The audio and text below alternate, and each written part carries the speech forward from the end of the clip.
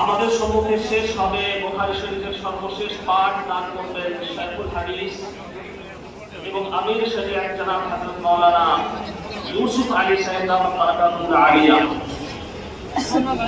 হযরত ইমাম বুখারী আলাইহির রহমান যেহেতু বুখারী শরীফের প্রথমের অনুষ্ঠান, হযরত ইমাম বুখারী আলাইহির রহমান একটা ছোট্ট আপনাদেরকে ঘটনা শোনাচ্ছি। হযরত ইমাম বুখারী আলাইহির রহমান কত নেক মানুষ ছিলেন, কত সৎ মানুষ ছিলেন। শুধু তিনিই নন, তার মা অনেক সৎ মহিলা ছিলেন। হযরত ইমাম বুখারী আলাইহির রহমান সকল কিতাবের মধ্যে পাওয়া যায় যে ছোট্ট বেলায় শৈশব বয়সে হযরত ইমাম বুখারী আলাইহির রহমান অন্ধ হয়ে গিয়েছিলেন, চোখের দৃষ্টিশক্তি হারিয়ে ফেলেছিলেন।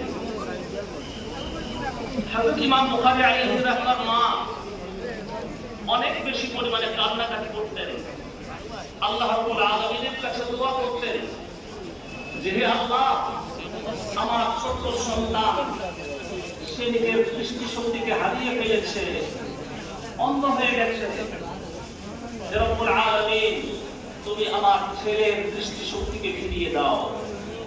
অত্যধিক পরিমাণে, খুব বেশি পরিমাণে তিনি কান্নাকাটি করতেন আল্লাহ রাব্বুল আলামিনের কাছে। একদিন হযরত ইমাম বুখারী আলাইহির রহমান মা স্বপ্ন দেখছেন হযরত ইব্রাহিম খলিলুল্লাহ আলাইহিস সালাতু ওয়াস সালাম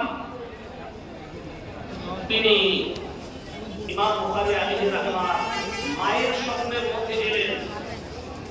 হযরত ইমাম বুখারীর মাকে বলছেন, قد رد الله على بنيك بصره لكثرة بكائك, তোমার অত্যধিক কান্নাকাটি করার জন্য,